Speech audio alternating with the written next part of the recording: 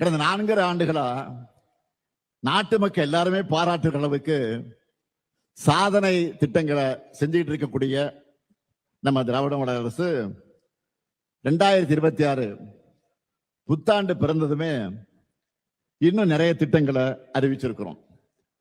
நீங்க எல்லாரும் செய்திகள்ல பார்த்திருப்பீங்க.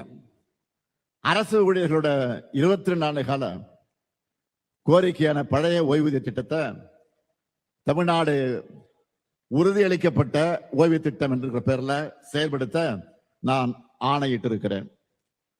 அரசு ஓய்வூதியம் என்பது அரசு பணியாளர்கள் மற்றும் ஆசிரியர்கள் ஓய்வுக்கு பிறகும் அவங்களுடைய வாழ்நாள் முழுவதும் மட்டுமல்ல, அவங்க வாழ்க்கை துணையோட வாழ்நாள் முழுக்க தொடர வேண்டிய சமூக பாதுகாப்பு, அதையும் மறுபடியும் நாம உறுதி செஞ்சிருக்கிறோம்.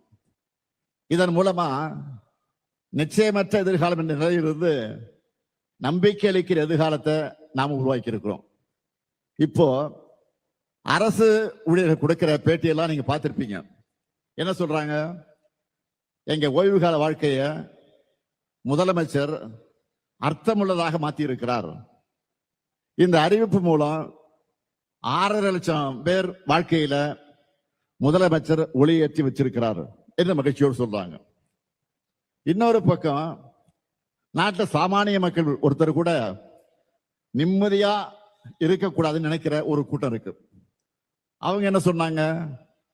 இந்த திட்டத்தை எல்லாம் செய்யவே முடியாதுன்னு சொல்லிட்டு இருந்தாங்க.